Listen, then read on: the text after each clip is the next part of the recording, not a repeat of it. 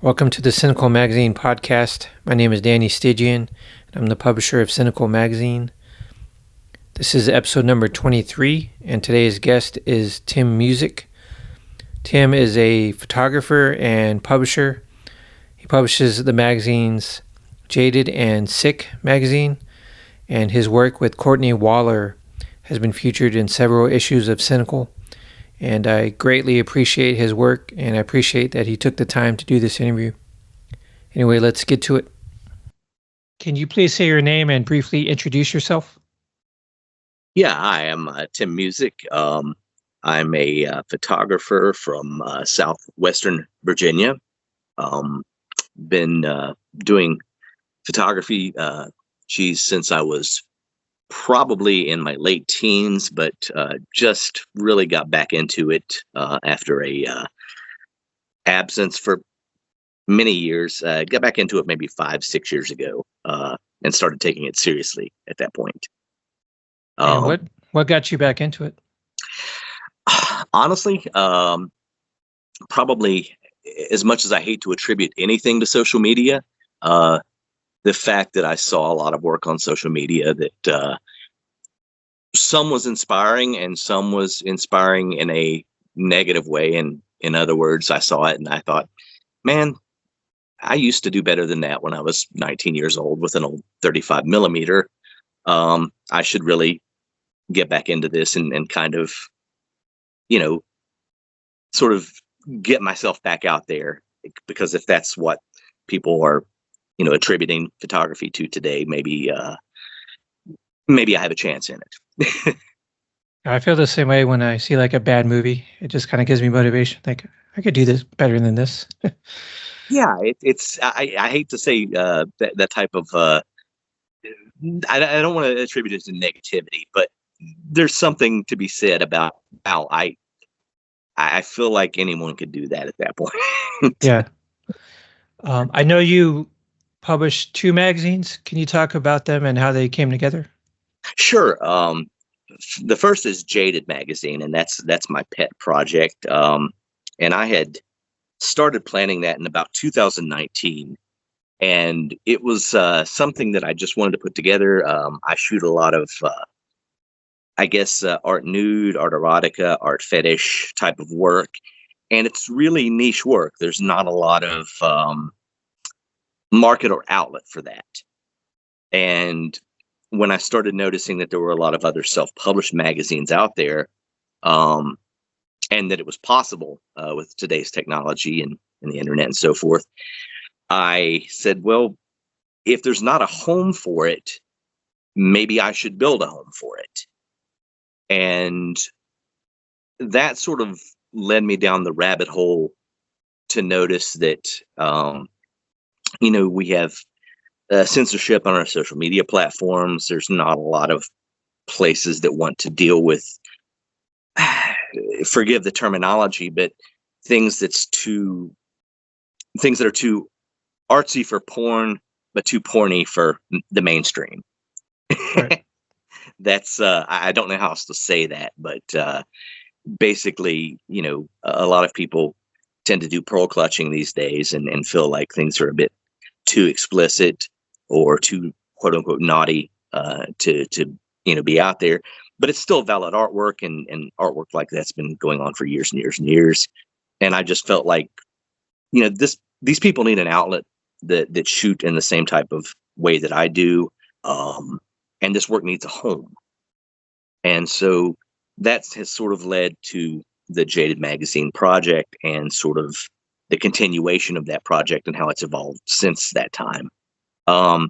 Sick magazine, on the other hand, was basically, there was a friend I had at the time. There was a sort of a fashion style photographer out of Atlanta, and she did like alternative and cosplay fashion and so forth like that, and had this little magazine. And she also did not believe in censorship. And at the time, I had shot and submitted to her magazine a few times. And when she told me that she no longer had the time to run that magazine, she wanted to pass it along and sort of let someone inherit it and take it over. And she said that she felt that, I would change it into something that was a bit different than what it was, but she wanted to see it evolve.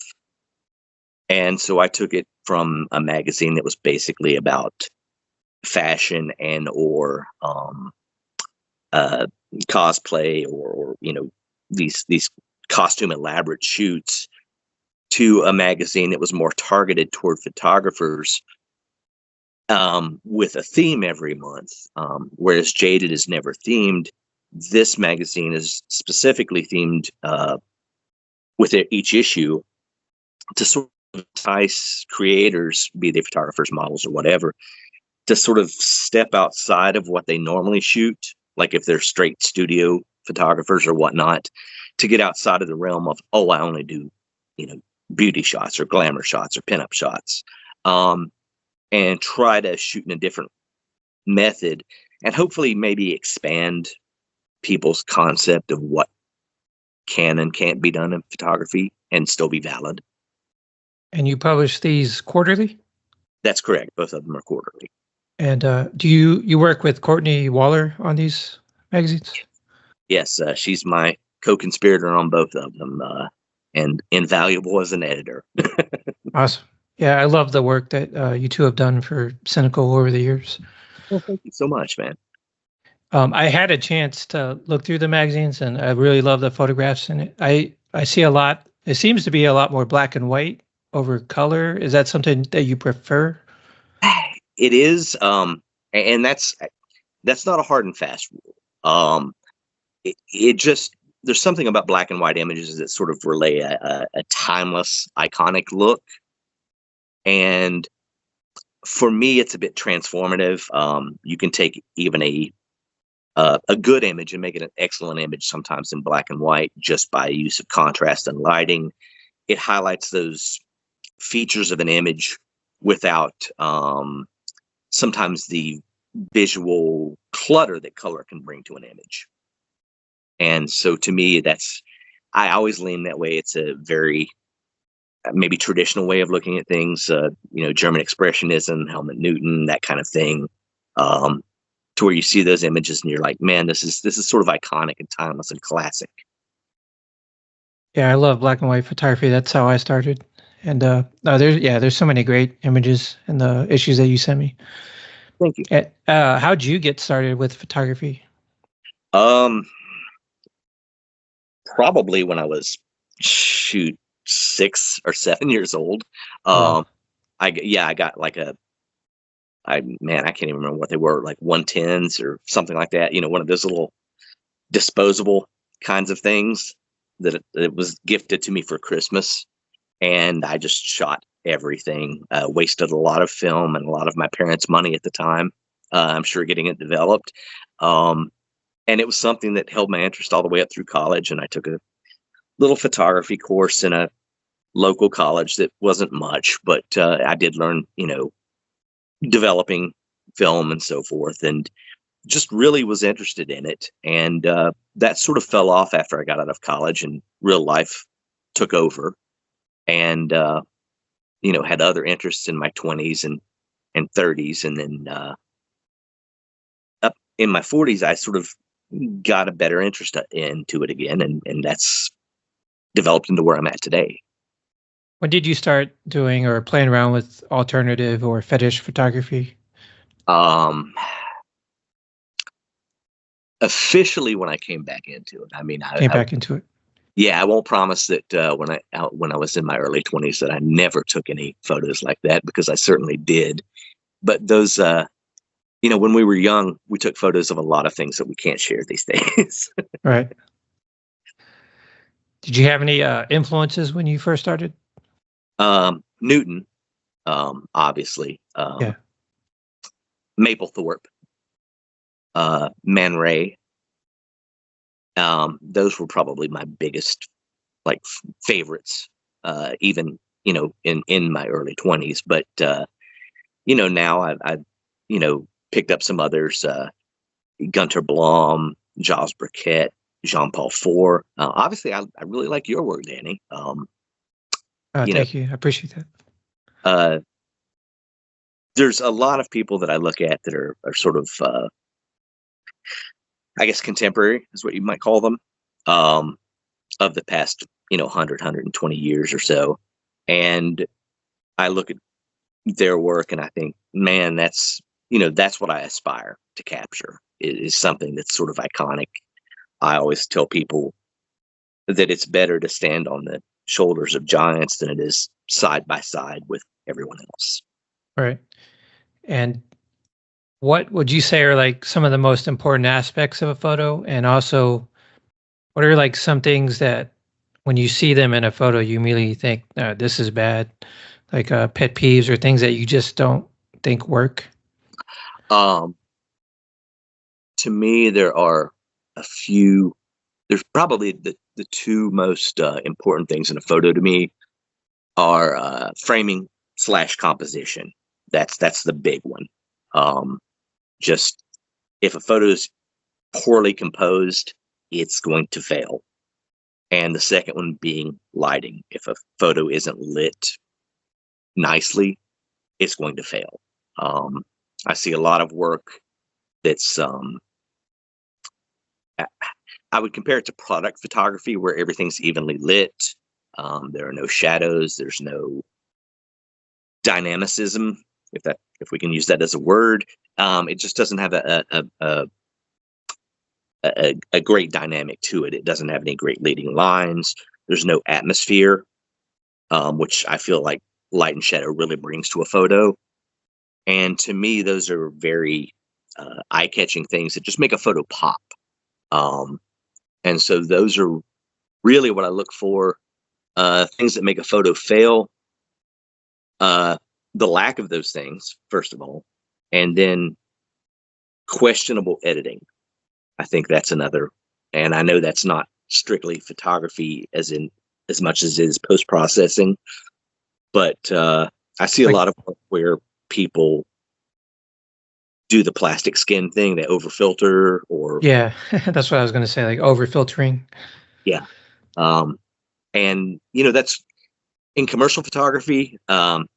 Like on covers of like fashion magazines or product photography, sometimes that's expected, but in art photography I don't think that's to me the correct choice. No, I can agree. And I think I prefer like subtle retouching. Yes. But yeah, it can definitely be overdone, and I can relate to that. Seeing a lot of photos like that or receiving them as submissions.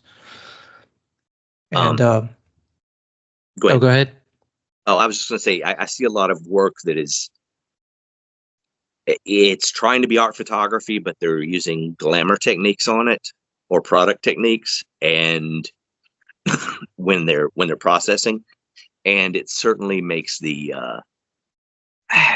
it's sort of jarring, honestly, and especially if they go too far.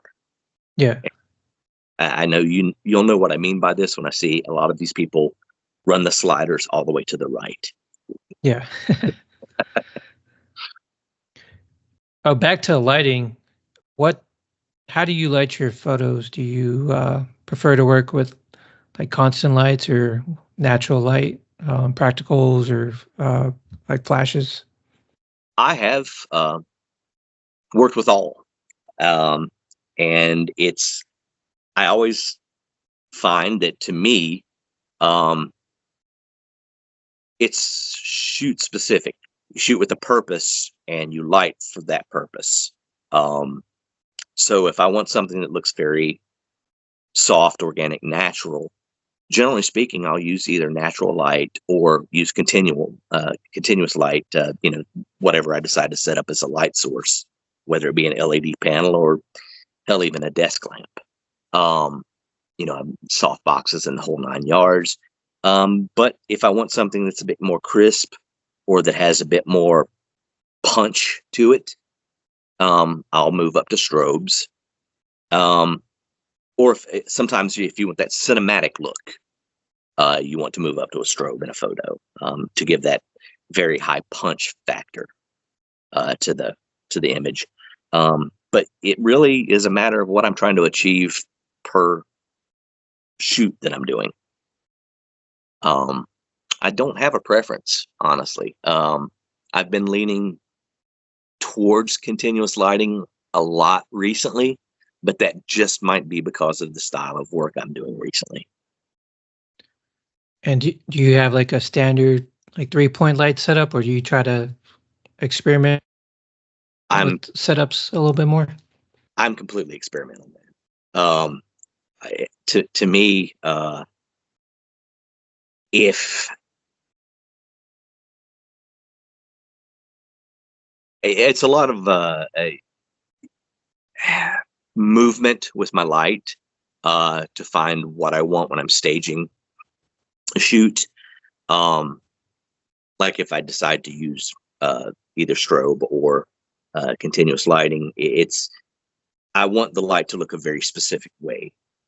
And in that, it might take me as long to set up a shoot as it does to actually shoot it. But that being said, I understand conventional light setups, and sometimes they're very important. Like if you're doing, headshots or beauty shots or whatever. And there's a lot of knowledge there that, there are rules to that type of light setup. And I like to break those rules a lot. So with your lighting, you're really trying to make it. You're trying to go for that dynamic shot. Yes, I like the German, like expressionism, Nosferatu, Cabinet of Dr. Caligari, or whatever it is. Look, that very like high contrasty, deep shadows, sort of mystery and atmosphere that they provide. I use a lot of Dutch angles when I shoot. I shoot a lot of forced perspective, a lot of just things that are unconventional. Because I really kind of am into the art house look and into the avant-garde photography a lot more than stock work. Yeah, I love that style. I'm actually looking forward to go off topic, the Robert Eggers Nosferatu remake. See how that compares to the original. Yeah, I'm very, very interested in that. I just rewatched Shadow of the Vampire by. Oh, that's a good one. Yeah. Yeah, I'll massacre his name, Marneau, I believe it is, or something of that nature. Just a week or two ago, in preparation for the new film. Nice. That one's, I think, pretty obscure.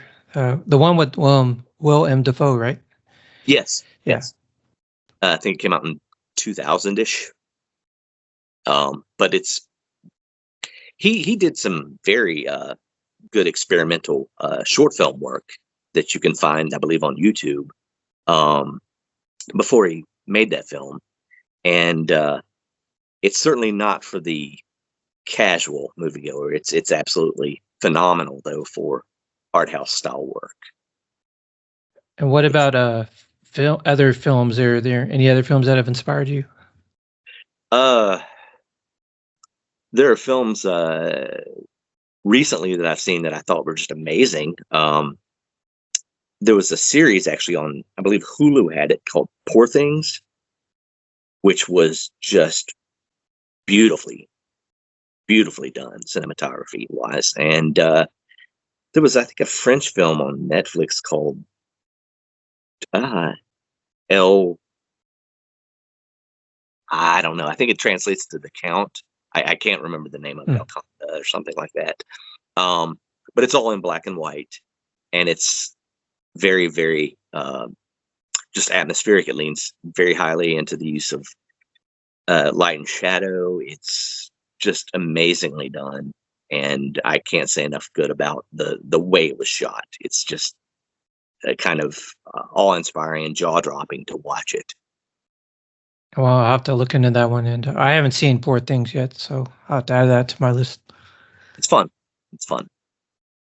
Yeah. And you'll, as a photographer yourself and a fellow that does film work, you'll, I think, be impressed with what they've managed to pull off. Yeah, I always love films with good or creative cinematography. Yes.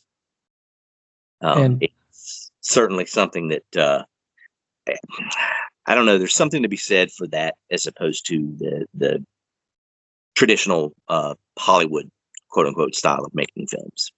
Yeah. I do have like one pet peeve that's been driving me nuts is just when there's too much unnecessary shake with the camera work. Like it could just be someone standing and talking to someone, and then the camera's just all over the place. It's like it takes you out of the movie, and I've been seeing that a lot in movies. I fully agree. I know an amateur filmmaker myself, and he always tells me he wants movement in these shots, and I'm like, do a static shot if you're really trying to make it a bit jarring and disconcerting. Sometimes a static shot can be more impactful than that shaky kind of jiggle cam. Yeah. And he's dead set against it, and I feel exactly the same way you do. That it takes me completely out of the film. Yeah. Um, Sometimes it makes sense if it's like a chase scene, I think, but not just when like two people are talking. Yeah. I mean, when I'm standing there talking to someone face to face, I don't bob around like a prize fighter, Right. and I need to see that in the film. Back to photography. When you are shooting, do you have like a shot list in mind or key shots you're trying to hit, or do you kind of go with the flow throughout the shoot? Generally, when I envision a set or a shoot, if you will, I generally have 3 to 4 shots that I have in mind that I want to get. And usually that evolves as I'm staging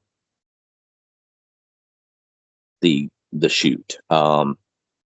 Because sometimes I'll be like, oh, that doesn't look the way that I thought it was going to look when I put this lamp there, this chair there, or this backdrop, or whatever I'm doing. So those 3 to 4 shots, those key shots, will somewhat evolve, but I always get some variation of them. And the rest of the set is, generally speaking, an evolution of that. Courtney is my primary subject in most of my photography work, just because I live in a very small area with limited exposure to people that are great for the type of work that I do. And she's very, very good about emotive posing and organic movement. And so many times when we're shooting between the key shots, she'll move into a position or give me an expression that I'm just in love with immediately. And I'll be like, you need to stop there because this is another shot. This is a beautiful shot. And so it's sort of a combination of the two. I don't like to pigeonhole myself too much and say, these are the 3 to 5 shots I'm getting, and that's all I need.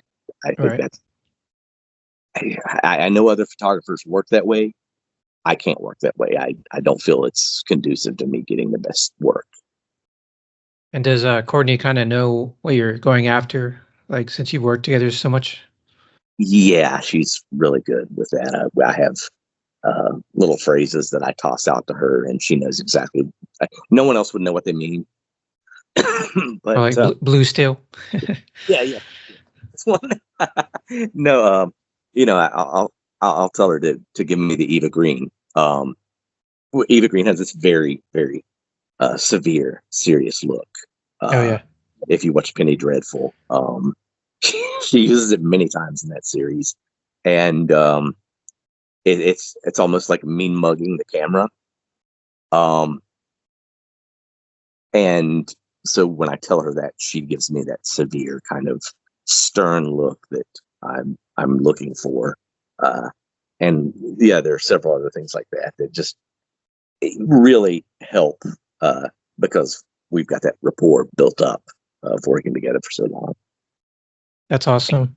And well, and to further that, like you said, she also knows, like, from me describing the shoot to her beforehand and seeing the staged area, and me sort of telling her what I'm going for in the shoot, it sort of gives her an atmospheric idea of what I'm trying to achieve, so I can actualize that, in a visual form.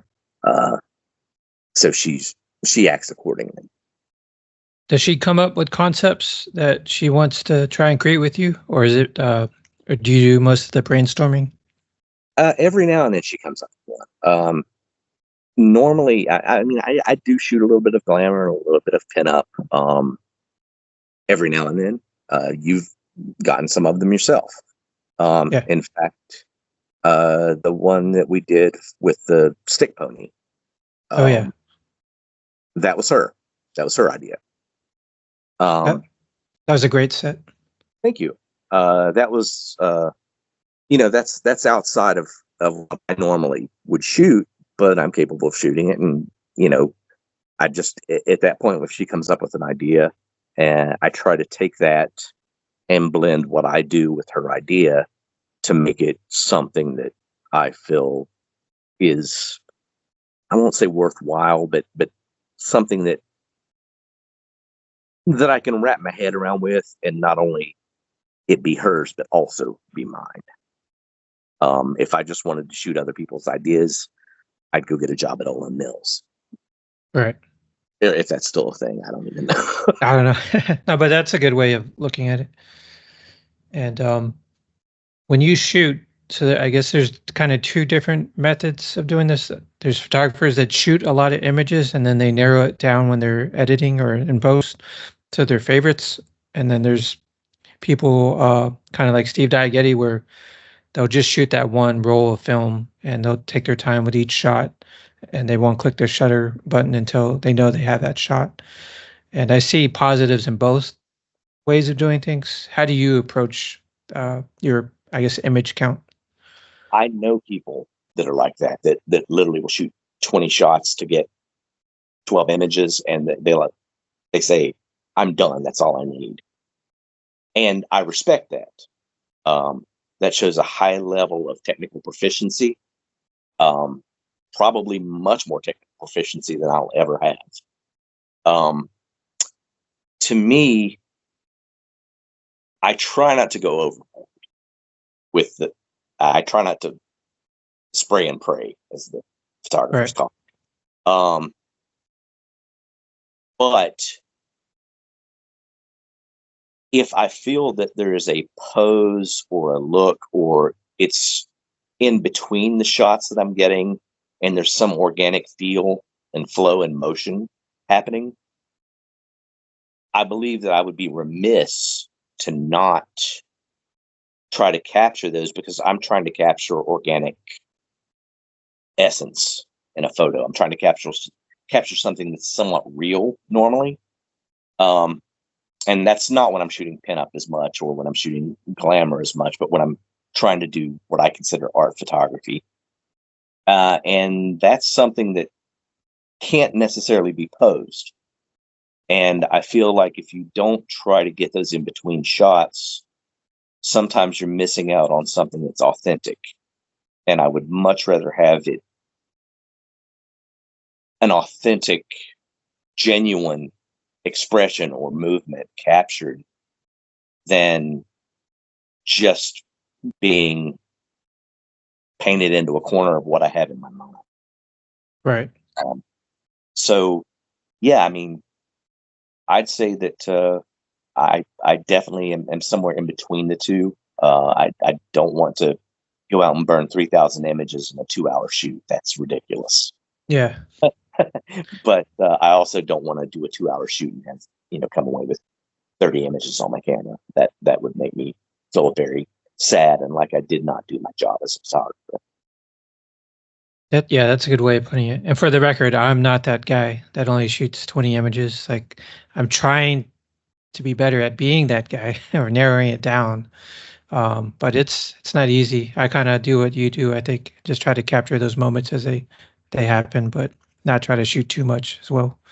Yeah, I think that I would rather spend 2 hours culling photos than spend an extra day reshooting because I did not get the shot I wanted. Yeah, And totally. yeah, I mean, that's it. It comes down to just being that pragmatic about it. Um, that makes a lot more sense to me. Do you make a living from photography, or is it a hobby? I wish I made a living in photography. Yeah, the only people that I know that make a living in photography these days are boudoir photographers and commercial photographers. Um, I wouldn't say it's a hobby because if it's a hobby, it's the most expensive damn hobby I've ever had in my life. I can um, relate. Yeah. I feel like if I lived in a larger area with more population and it's closer to a metro area, I could potentially make a living out of it. But here, I'd call myself semi-pro. Um, I do get paid for it, but it's not enough to pay the bills. Right. I understand that. And what do you think of the censorship issues? I know we talked about this a little bit before, but censorship issues on social media platforms, like getting shadow banned for our work and things like that. I'll try not to use too many explicatives during this conversation. I've been uh, dealing with them too, so I'm right there with you. So. yeah, I feel very strongly about that. And actually, that's part of the evolution of Jaded and Sick both is that I am absolutely disgusted by the amount of censorship. You can literally walk into the Sistine Chapel and see nudes on the ceiling. But if we show that on social media, obviously they're not photographs, but still, if we were to show any representation of that on social media, we'd get banned or shadow banned or, you know, any number of things, threatened at the very least. Yeah. And so I've been trying to express to people that these magazines, even self-published as we are, we're not high distribution. We're not corporate magazines. Um, they do allow us a certain amount of freedom that I haven't seen since like the 70s and early 80s with the zine culture that happened of producing a product that we control the platform on. And to me, art is something that if you want to ensure the longevity and the legacy of art, it needs to be able to be seen. And digital platforms, especially social media platforms, are 100% against that idea. They want to present content that is micro engaging, and then you scroll to the next amount of content, um, which helps them with advertising and making tons of money. But I'm not interested in producing just content. I'm interested in producing the work, as it be what I deem art. And if someone tells you that your art is not valid because of, you know, uh, nudity or controversial content or something of that nature, then they're not interested in art. They're interested in a product. And to me, these magazines allow people that are trying to produce something that's not just a product. It allows them a platform to sort of have their art in print, to be able to distribute it without the constrictions of uh, online or social media restraints, and have a bit of legacy, and they won't be deplatformed for it, which you've seen happen to many of our friends. Right. It's happened to us. Yeah, yeah. I'm surprised it hasn't happened to me yet. And then beyond that, there's something just to be said for having a tactile product, something in your hand. I can look at a photo, even if I cast it to my television, and it's massive and it's beautiful, but there's something to be said for having it in your hand or on your wall that, Physical copy. Yeah. yeah, it's just not the same. It's so much nicer. And, the ability to what I try to do with Jaded, now that you've had the opportunity to look through it a bit, I want to present something that's almost like an art book, like a gallery exhibit that's handheld. I call it a visual anthology because I don't do interviews. I don't do write-ups or bios on the people. I want the work to speak for itself, and I don't want there to be a lot of verbiage included in the magazine to sort of tint the story, because whatever the artist's intention is in those books, I want that to come through in the work. Yeah. And so that's why I don't believe in the censorship, nor do I believe in having the verbiage included. I want the viewer to take away whatever they interpret from the work. And I know that sort of sidetracked us a little bit, but I think it's pertinent in the fact that if you censor something, then your viewers can't really take away what the artist intended, Right. or even unintentional interpretations. And that's, to me, that's what art's all about, is kind of, how something is interpreted. And so that's really important. And I think that I don't want to get political about this. Maybe it's more of a social topic, but I think we've reverted over the past 100 years as to what's acceptable in art. And it's becoming a bit more homogenized. And I don't think that's particularly healthy for art. I would agree with you. Are there platforms that do seem to work for you as far as getting the word out about your magazines I at the mean, moment? Because things can change.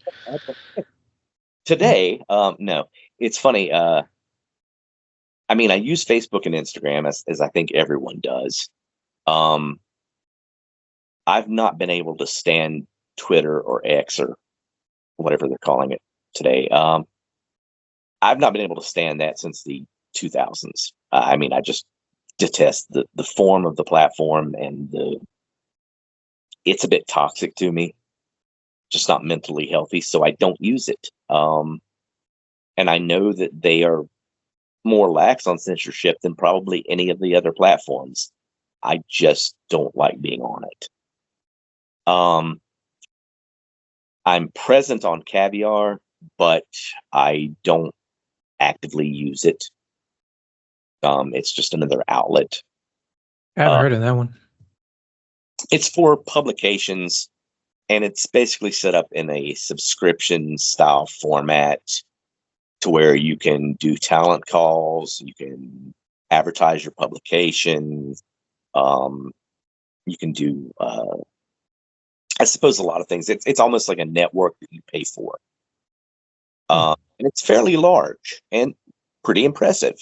But my distribution is just not large enough for me to,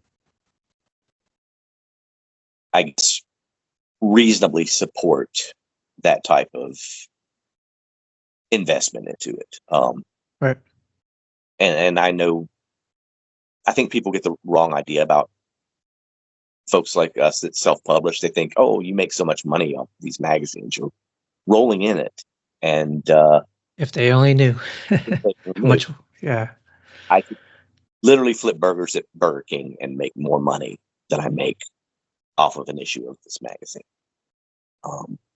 So, it's a misconception that people have. And I appreciate the fact that they think that the magazine is such professional quality that we must be making money, but it's just not the reality. I think, I guess having an alternative magazine is like a good front end piece that you could build around. But if it was for the money, I probably would have stopped a long time ago. Exactly. You've been doing it for years. Yeah, 14 years. I mean, there was a time when it seemed to be doing well, but there's just so many magazines, and I think people with short attention spans, and yeah, it's really hard Yeah. for these magazines to generate like profit. Yeah, I think that for folks like you and I, it's I don't want to call it a vanity project because it's certainly not. Um, but I consider it more of a passion project. I feel strongly about what the magazines are able to do for the art. So I'm willing to basically do them at very little compensation, uh, just to actually have it done. And that's, if I didn't do it, someone else probably would. Someone else probably already is.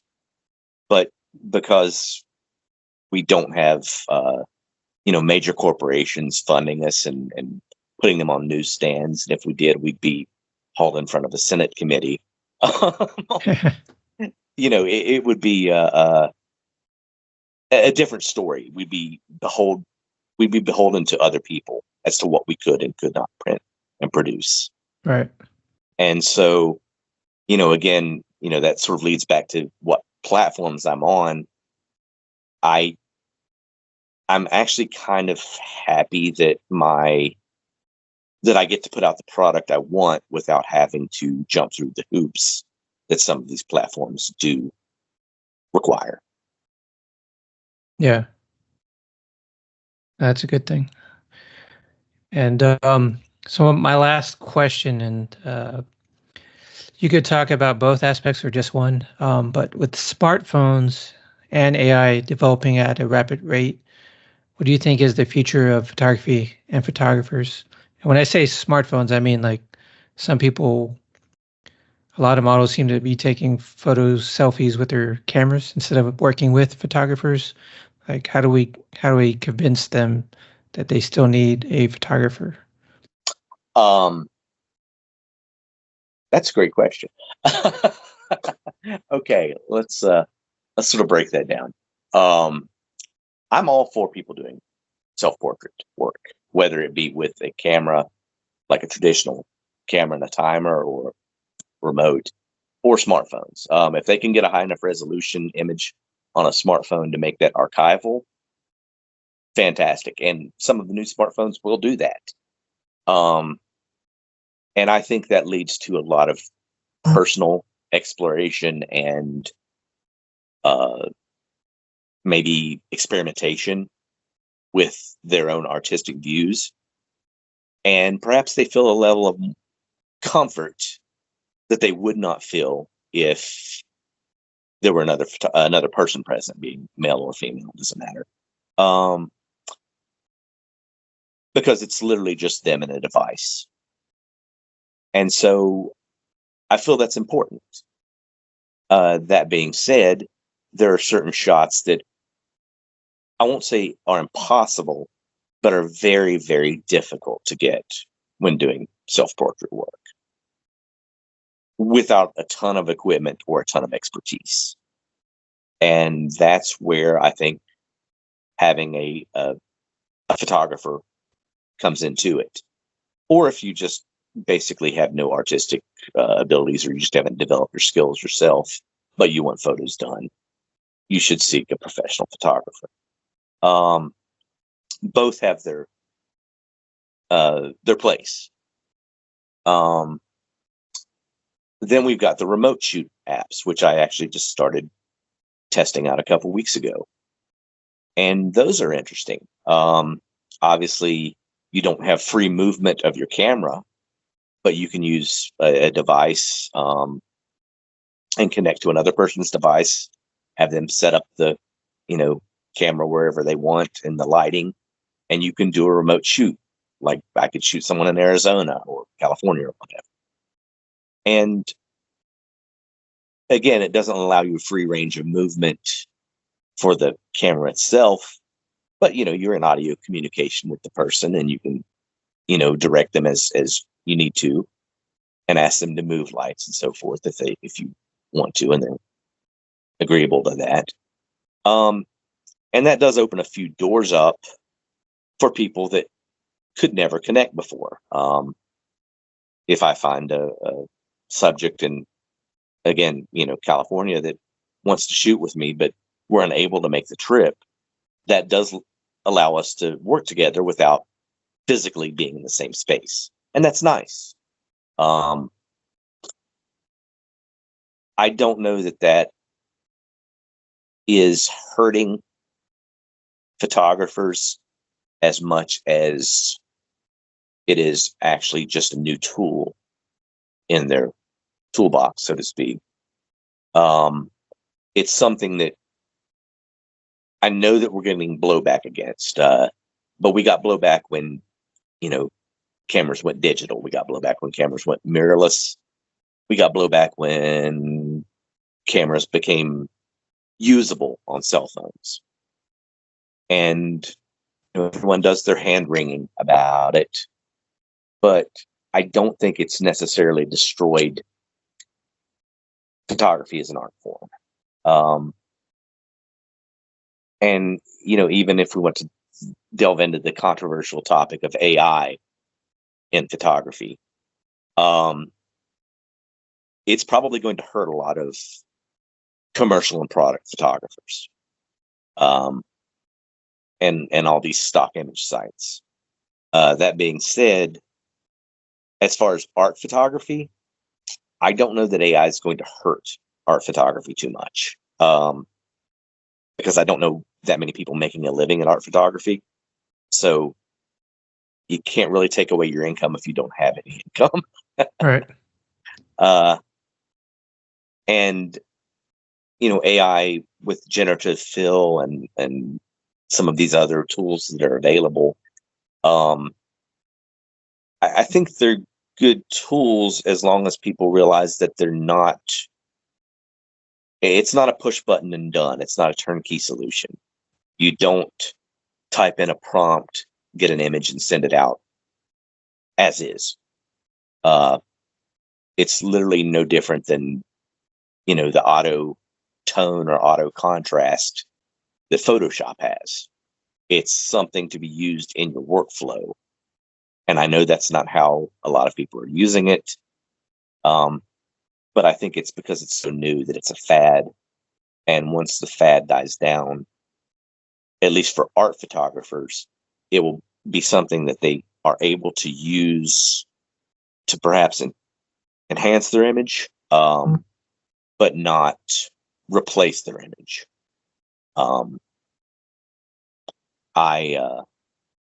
For example, if I wanted to change a scene to a beach, like if I shot a studio shot with a blank background, I don't have access where I live to a beach. It's many hours drive. So if I wanted to put that into a beach setting and adjust the lighting and so forth, I could do that. And it would be based on whatever image I could get generated and whatever my technical skill was with blending the two images to make a composite. And that's, something that saves me time and expense, as opposed to me just not being able to do the image. So in that way, it's a useful tool. Yes. I don't have a Manhattan skyline here. And it's several hours for me to travel to anywhere that has a skyline. So, if I wanted to do something that looked like a window shot with a skyline in the background, I couldn't do that without doing composite anyway. So the generative tools and fills that they have are something that I can use to perhaps enhance an image that I've already shot. I think where we get into the problem is obviously, first and foremost, to me is people thinking that the generative image is a finalized product. And then secondly, where's it sourcing those images from, and is it basically, quote unquote, stealing work from other people? And that's where you have to be very careful as far as how AI is being used and how it is trained and so forth. Right. It's a very complex issue. It is.